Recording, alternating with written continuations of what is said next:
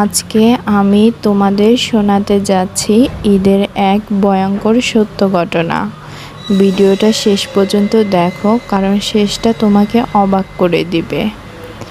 ঢাকার new market এলাকায় ঈদের আগের রাত, দোকানপাটে ভিড়, আলো ঝলমলে পরিবেশ, সবাই নতুন জামা কিনতে ব্যস্ত। নিহা অনেক দিন ধরে একটা লাল রঙের সুন্দর ড্রেস খুঁজছিল। হঠাৎ একটা ছোট পুরনো দোকানে সে ড্রেসটা পেয়ে গেল। দোকানদার ছিল অদ্ভুত, বয়স বোঝা যায় না, চোখ দুটো কেমন ফাঁকা। এই ড্রেসটা নেবেন? দোকানদার ধীরে বলল, এটা কিন্তু সবার জন্য না। নেহা একটু অবাক হলেও ড্রেসটা কিনে ফেলল। দামও অদ্ভুতভাবে কম।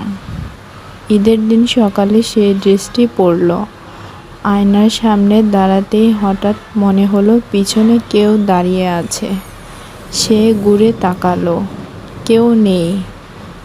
দুপুরে আত্মীয়দের বাসায় গেলে সবাই বলল, তুই এত ফ্যাকাশে কেন? কিন্তু নেহা তো নিজেকে একদম ঠিকই অনুভব করেছিল।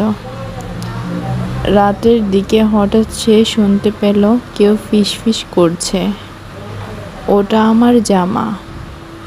নেহা ভয় পেয়ে গেল। সে আয়নার দিকে তাকালো। এবার সে দেখল আয়নায় তার পেছনে দাঁড়িয়ে আছে এক মেয়ে, ঠিক একই ড্রেস পরা, কিন্তু মুখটা বিকৃত, চোখ দুটো রক্তাক্ত। মেয়েটা ধীরে বলল, ঈদের দিন আমাকে মেরে এই জামাটা নিয়ে গিয়েছিলে?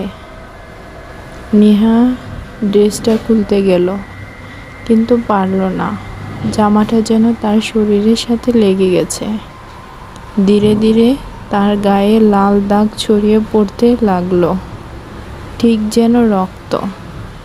পরদিন সকালে খবর এলো নেহা তার রুমে মৃত অবস্থায় পাওয়া গেছে।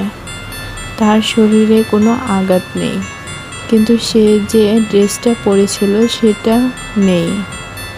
কয়েকদিন পর নিউ মার্কেটে সেই পুরনো দোকানে আবার দেখা গেল একই লাল রঙের ড্রেসটা ঝুলছে। দোকানদার শুধু হেসে বলল, এটা কিন্তু সবার জন্য না। আজও ঢাকার কোথাও সেই জামাটা বিক্রি হচ্ছে, হয়তো তুমিও একদিন কিনে ফেলতে পারো। তাই সাবধান, ঈদের নতুন জামা কেনার আগে ভালো করে